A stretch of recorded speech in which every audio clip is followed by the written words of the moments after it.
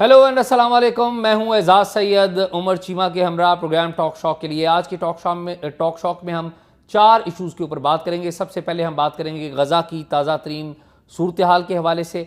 दूसरे नंबर पर हम बात करेंगे साबिक़ वज़ीर-ए-आज़म मियां नवाज शरीफ की बलूचिस्तान मौजूदगी में डैमेज किस किस को हुआ है और सबसे ज़्यादा डैमेज बज़ाहिर किस को हुआ है। तीसरे नंबर पर हम बात करेंगे उन साबिक़ पाकिस्तानी सफारतकारों और आला ओहदेदारों का जिनको डॉलर्स में बैरून मुल्क पेंशन अदा होने का इंकशाफ हुआ है। और सबसे आखिर पे हम बात करेंगे एक पाकिस्तान के सबसे छोटे ज़िले में एक ऐसी शाहराह के हवाले से जो कि 128 किलोमीटर लंबी है, लेकिन उस पर सफ़र 6 घंटे तवील मुसाफत तय करके, बड़ी कठिन मुसाफत तय करके करना पड़ता है। तो उमर चीमा से गुफ्तगू का आगाज़ करते हैं। चीमा साहब, गज़ा की सूरत हाल हमारे सामने है। आपको पता है कि किस तरह फ़लस्तीन के ऊपर बमबारी हो रही है, इसराइल के ऊपर पूरी दुनिया एतराज़ कर रही है, लेकिन जो इंटरनेशनल पावर्स हैं वो सारी इसराइल के साथ खड़ी हैं। लेटेस्ट सूरत हाल क्या है? एजाज़, एक तो ये है कि 40 दिन हो गए हैं, ये जो मामला चल रहा है इसको 40 दिन हो गए हैं और दिन ब दिन सूरत हाल बड़ी संगीन होती जा रही है। अभी जो गज़ा की सूरत हाल है, उधर वो पावर सप्लाई कट गई है, उनको पानी की फ्राहमी वो बंद हो गई है। अभी मैं पढ़ रहा था कि कोई उधर जो एक हॉस्पिटल्स हैं उनको जो जनरेटर चलाने के लिए उन्हें पेट्रोल चाहिए, वो अभी कोई एक आधा टैंकर पेट्रोल वो मिस्र से आया है, जो कि उनके एक दिन की ज़रूरत का भी 9% बनता है। अच्छा, हाँ, ज़ाहिर बिजली नहीं है। हाँ, तो और जो इसराइली टैंक हैं उन्होंने अल-शिफा हॉस्पिटल का उन्होंने मुहासरा किया हुआ है, बल्कि उनके कंपाउंड में एंटर हो गए हैं। वो कहते हैं जी कि इधर जो है हमास वाले छुपे हुए हैं, हम उनकी तलाशी ले रहे हैं। वो जिधर जिधर जा रहे हैं ना, वो हमास के लिए जा रहे हैं और उस चक्कर में यानी दिन रात जो है उनकी ह्यूमन राइट्स वायलेशन जो है वो भी बढ़ती जा रही हैं। अच्छा, और ये मामला सिर्फ गज़ा तक महदूद नहीं है।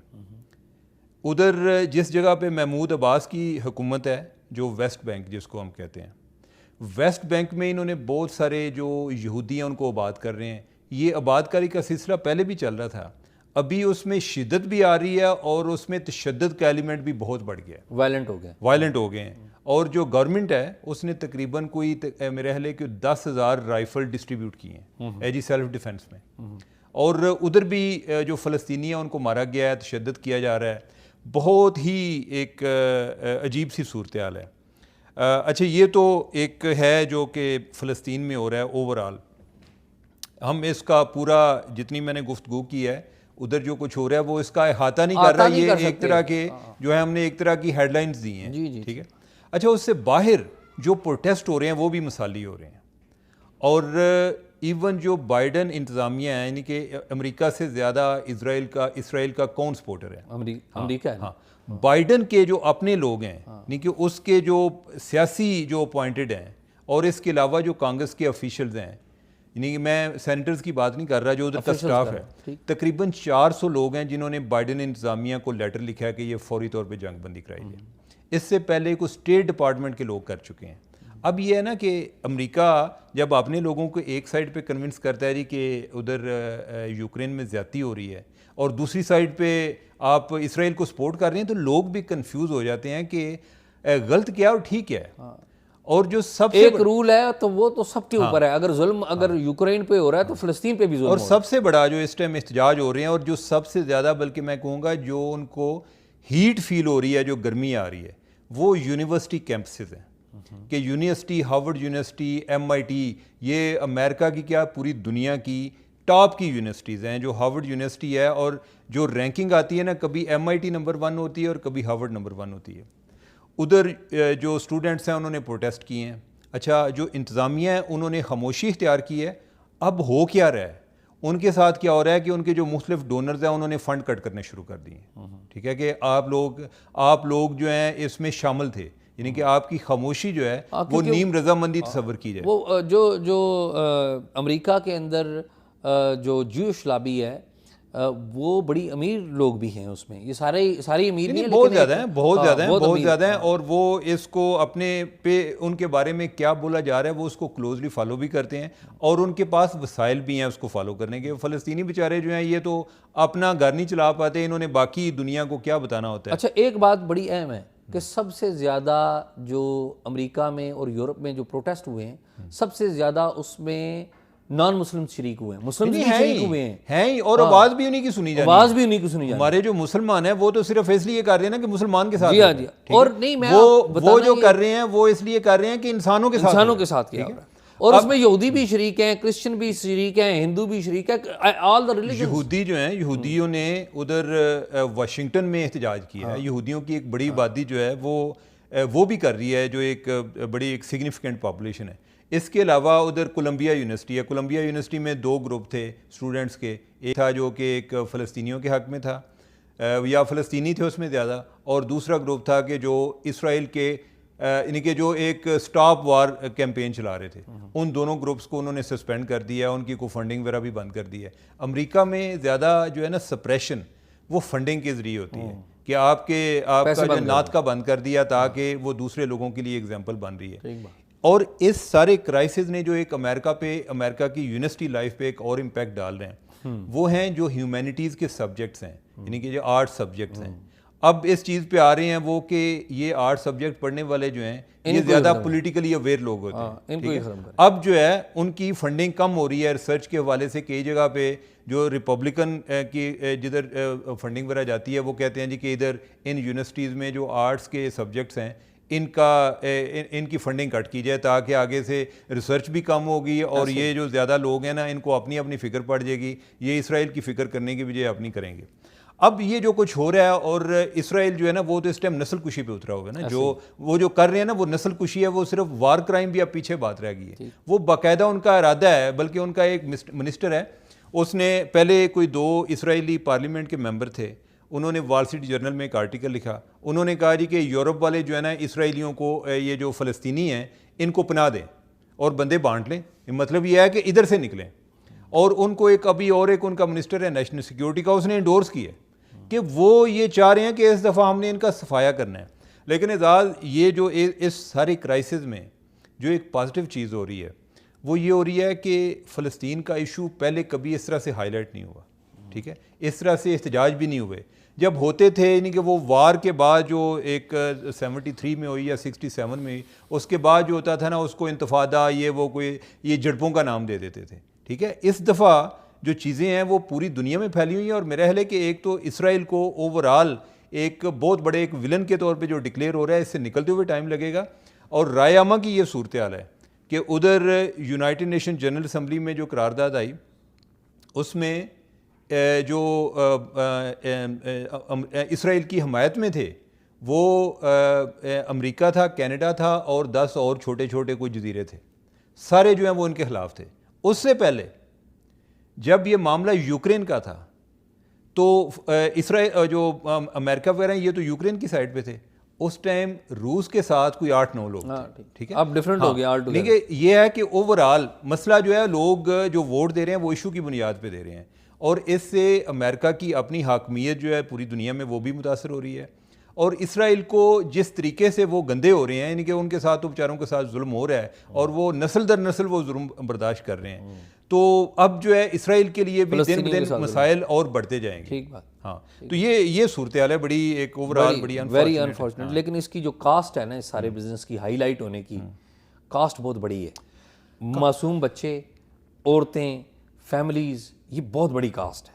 اللہ کرے یہ مسئلہ حل ہو. اگلے دن ایک میں فلسطینی ایک رائٹر ہے اس کا آرٹیکل پڑھ رہا تھا, اس نے لکھا, اس نے کہا کہ دنیا کو تو پتہ چلا ہے کہ جو 7 اکتوبر کے بعد ہوئے اس سے پہلے بھی امن نہیں تھا, اس سے پہلے ہماری آواز باہر نہیں نکل رہی تھی, ہمارے ساتھ بہت پہلے بھی بہت برا ہو رہا تھا. یعنی کہ آپ یہ ہے کہ وہ ایکٹیولی ایک لٹرلی ایک جیل میں رہ رہے تھے کہ جدھر آپ کے جانے پر آپ نے اپنے رشتہ دار کو ملنا ہے, کس کو ملنا ہے, کدھر جا سکتے ہیں, اور ان کے سامنے جو ہے یعنی کہ ان کو وہ دور زمینیں نظر آتی تھی جدھر ان کے آباء و اجداد رہتے تھے, کئی ابھی وہ زندہ بھی ہیں جن پہ انہوں نے قبضہ کیا ہوا ہے, وہ ادھر بھی نہیں جا سکتے اور ادھر دیکھ سکتے ہیں. ایون یہ جو حماس نے اٹیک کیے ہیں وہ اس علاقے میں اٹیک کیے ہیں، یعنی کہ اس میں ایک لوگوں کی ایک کولیکٹیو میموری بھی شامل ہے. اچھا عرض یہ ہے کہ اس کو یہ جو فلسطین اور غزہ کا علاقہ ہے پرٹیکولرلی، اس کو دنیا کی سب سے بڑی پریزن کہا جاتا ہے. غزہ سے جو لوگ ادھر ہیں ان میں سے 2/3 مہاجر ہیں، ریفیوجیز ہیں ادھر. 25 لاکھ کی کم و بیش آبادی ہے. تو وہ لوگ نہ ادھر سے جا سکتے ہیں اور نہ ادھر سے باہر سے کوئی آ سکتا ہے. اور چیزیں بھی پابندی ہے، آپ کنکریٹ نہیں لے کے جا سکتے، آپ لائٹر نہیں لے کے جا سکتے. نہیں، اس کے علاوہ ایون کہ آپ کو خوراک کتنی ملنی ہے اس کا فیصلہ بھی اسرائیلی کرتے ہیں کہ کوئی میل نیوٹریشن سے آپ کو تھوڑے سے لیول پہ اوپر رکھتے ہیں. ٹھیک ہے، اس طریقے سے ان کے ساتھ بڑی قسم پرسی کی زندگی ہے. اینی ہاؤ، تو آگے ہم بلوچستان چلتے ہیں. چلیں. تو کوئی آپ کے پاس اپڈیٹ ہے؟ بلوچستان میں تو یہی دیکھا ہے جو ہو رہا ہے اب ہمارے ہاں. بلوچستان کی اصل میں جو ہے نا وہ ایک ہی پارٹی ہے. اصل میں بلوچستان جو ہے نا یہ آپ سمجھیں کہ سیاست کا IMF ہے کہ جس کو ایک جس طرح ہوتا ہے نا ایک بیلنس آف پیمنٹ، جب وہ متاثر ہوتا ہے نا تو بلوچستان کی طرف دیکھتا ہے. اسی طرح جو بیلنس آف سیٹ ہے، جب وہ بیلنس آف پیمنٹ کا کرائسس آتا ہے تو ہم IMF کی طرف دیکھتے ہیں. تو جو بیلنس آف سیٹ ہے یہ آگے بلوچستان سے جا کر سیٹ ہوتا ہے کہ جو ادھر سے کوئی 15-20 سیٹیں ان کی بنتی ہیں تو وہ ہمارے اوورآل اسٹیبلشمنٹ کے بھی کنٹرول میں ہے، اور جو ساری سیاست ہے وہ بھی اسی طرح چل رہی ہے. جس کو ایک اسٹیبلشمنٹ کی آشیرواد حاصل ہوتی ہے یہ لوگ انہی کے ساتھ مل جاتے ہیں. کوئی چند ایک لوگ ہیں کہ جس طرح یہ کوئی پختون، یہ PKM میپ والے جو ہیں، جو اچھے صاحب پختونخوا ملی عوامی پارٹی یا جو نیشنل پارٹی ہے، یہ کوئی ہیں کہ کوئی اپنی کوئی پوزیشن پہ کسی حد تک کوئی سٹینڈ کر جاتے ہیں، باقی تو ادھر ادھر گھومتے رہتے ہیں. ایسا ہی ہے. لیکن بڑی خبر یہ نہیں ہے، یہ تو ایک نا اصول ہے نا، یہ تو چلتا آ رہا ہے نا، یہ تو سلسلہ چلتا آ رہا ہے. آپ ٹھیک کہہ رہے ہیں جو بات کر رہے ہیں.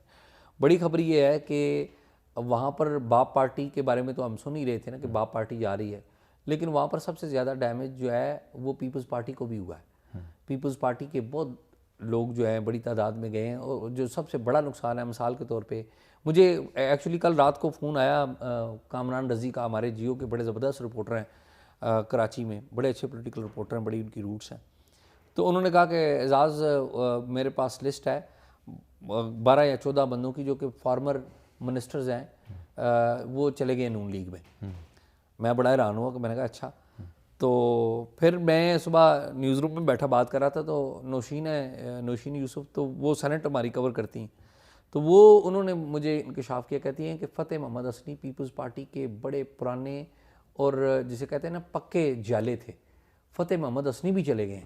آئیڈان کی لیڈ سٹوری ان سب لوگوں کے بارے میں، یہ فتح حسنی وغیرہ، جام کمال اور جو ہیں کوئی کافی ہیں، 20 سے زیادہ ہیں میرے لوگ. لیکن جو بات وہاں سے پتہ لگی کہ جو چیئرمین سینٹ ہیں صادق سنجرانی، ان کی جو نون لیگ سے بات ہوئی وہ یہ بات ہوئی کہ انہوں نے کہا کہ بات یہ ہے کہ آپ ہمیں انڈیویجول کیوں توڑ رہے ہیں، ہمیں گندا کیوں کرتے ہیں.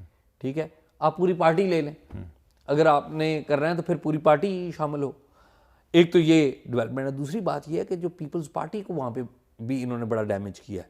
اور یہ جو بلاول نے اعتراض کیا ہے، آپ کو پتہ ہے بلاول نے بھی اس بات پہ اعتراض کیا کہ میاں صاحب جو ہیں وہ توجہ دیں پنجاب کے اوپر، لاہور کے اوپر توجہ دیں.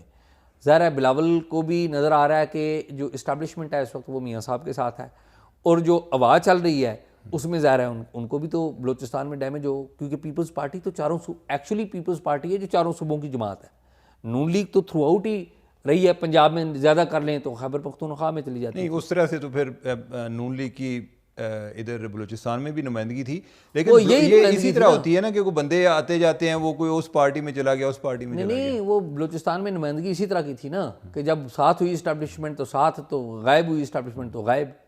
ایک اور بلوچستان کے والے سے بڑی ڈیولپمنٹ ہے کہ دو جو لیڈر تھے جو 2018 میں 17 میں جب بلوچستان کی گورنمنٹ گری تھی، ان کا بڑا نام تھا اور بڑا کردار تھا. ایک تھے مرکز میں جنرل قادر بلوچ، فیڈرل منسٹر تھے سیفرون کے، اور ایک اس وقت کے وزیر اعلیٰ تھے ثناء اللہ زہری. تو ثناء اللہ زہری صاحب نے جو ہے استعفیٰ دے دیا تھا، حالانکہ گورنمنٹ اس وقت چاہتی تھی، نون لیگ کی گورنمنٹ چاہتی تھی کہ یہ استعفیٰ نہ دیں. انہوں نے استعفیٰ دے دیا تھا باوجود اس کے کہ نواز شریف صاحب نے منع کیا تھا کہ نہیں استعفیٰ دینا، بلکہ وہ تو اپنے قریبی دوستوں میں ڈرائنگ روم میں بیٹھے ہوئے تھے. تو وہ بتا رہے تھے کہ میں کھڑا ہوں، لیکن باہر نکل کے گئے تو تھوڑی دیر بعد ٹی وی پہ خبر چلنے لگ پڑی کہ انہوں نے ریزائن کر دیا. اور بلکہ اس ٹائم جو ان کے ساتھ تھے وہ ووٹ زیادہ تھے جو نو کانفیڈنس والا آنا تھا. ایگزیکٹلی. اور ایکچوئل کہانی یہ تھی کہ اس وقت ثناء اللہ زہری یہ دبئی میں نیو ایئر نائٹ منانے گئے ہوئے تھے 28 دسمبر کو 2017 کو. سب سے پہلے جو شاہد خاقان عباسی تھے وزیر اعظم تھے، تو اس وقت کے آئی بی چیف آفتاب سلطان نے 28 دسمبر کو ان کو رپورٹ پیش کی کہ بلوچستان کی حکومت جانے لگی ہے. تو ثناء اللہ زہری بائی دا ٹائم واپس آئے تو ادھر نو کانفیڈنس فائل ہو گئی تھی. ہمارے یہ سرفراز بگٹی صاحب نے آگے تھے، انہوں نے فائل کر دی ہوئی تھی، اور بھی بہت سارے لوگ ساتھ تھی، اسٹیبلشمنٹ بھی ان کے ساتھ تھی.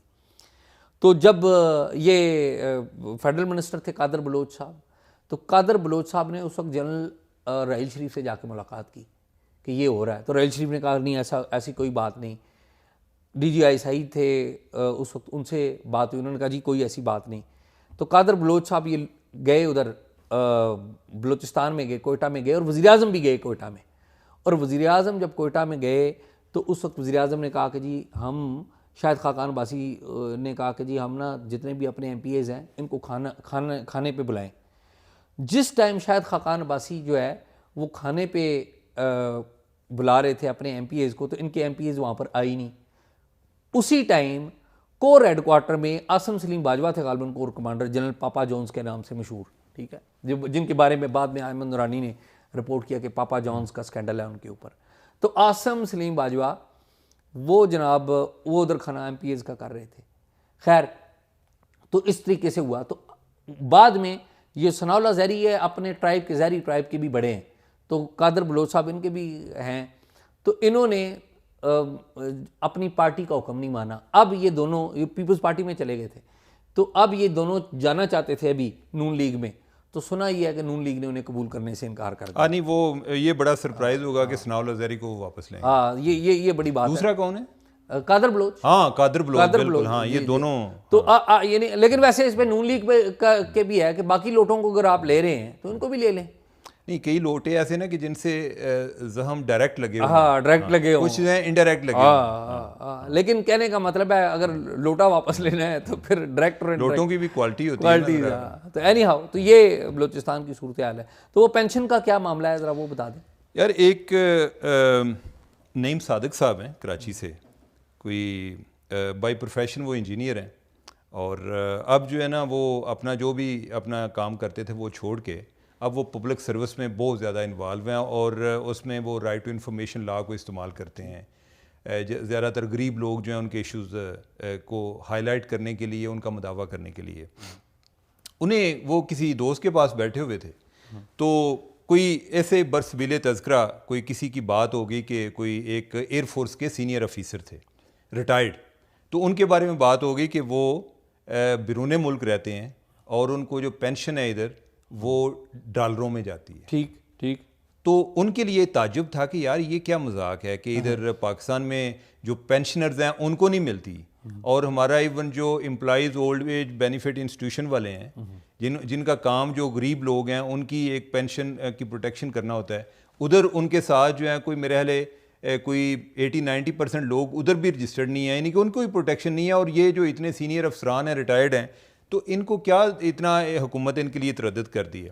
خیر انہوں نے پہلے ایئر فورس کو رائٹ ٹو انفارمیشن ریکویسٹ بھیجی کہ مجھے بتایا جائے کہ آپ کے کتنے لوگ ہیں جو بیرون ملک ہیں پینشنر، اور آپ ان کو پینشن بھیجتے ہیں. انہوں نے کوئی جواب نہیں دیا. یہ بعد میں چلے گئے فارن آفس کے پاس. فارن آفس نے کہا جی کہ انہوں نے کہا کہ بھائی جو بھی پیسہ جاتا ہے آپ کے ذریعے جاتا ہوگا تو آپ بتائیں. انہوں نے کہا جی کہ یہ ہمارا کام نہیں ہے، آپ جائیں اکاؤنٹنٹ جنرل AGPR کے پاس. تو وہ ان کے پاس گئے، انہوں نے کہا جی کہ ہمیں بھی نہیں پتا. اکاؤنٹنٹ جنرل پاکستان ریونیو، ٹھیک ہے. اچھا وہ ان کے خلاف جب یہ فارن آفس والا معاملہ ہوا وہ ان کے خلاف گئے پاکستان انفارمیشن کمیشن کے پاس. پاکستان انفارمیشن کمیشن بھی نے اس ٹائم بالکل ہی جس کے دانت نکلے ہوتے ہیں نا، جس کا شاید اب تو مقصد ہی شاید یہ ہو گیا کہ اس نے گورنمنٹ کے لوگوں کو یا اداروں کو پروٹیکٹ کرنا ہوتا ہے. ان کے پاس گئے، انہوں نے کہا جی ٹھیک ہے جو منسٹری آف فارن افیئر کہہ رہی ہے کہ ان کے پاس انفارمیشن نہیں ہے تو میرے حل نہیں ہوگی.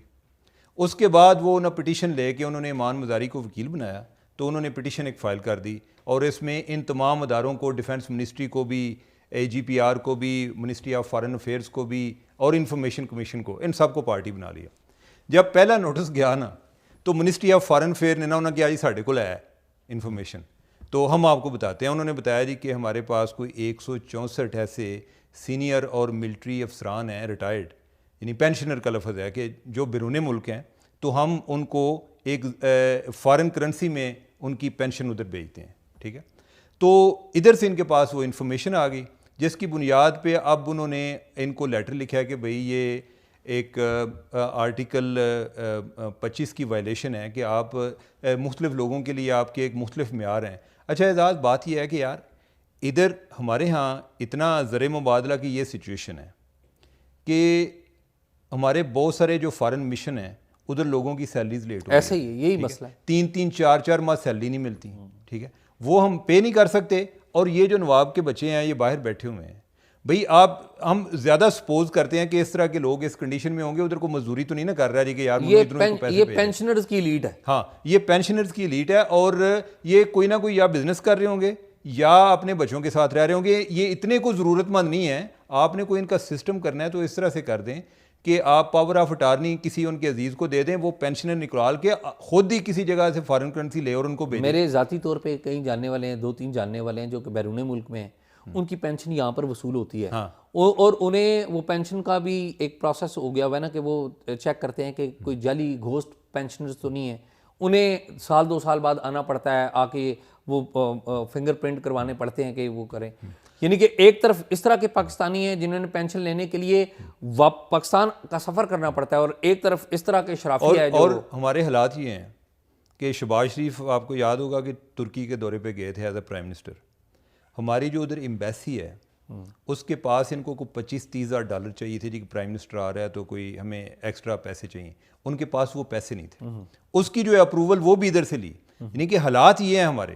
اور دوسرا کہ اس طرح کے جو پینشنر ہیں آپ ان کو باہر فارن کرنسی میں ان کو پیمنٹ کر رہے ہیں.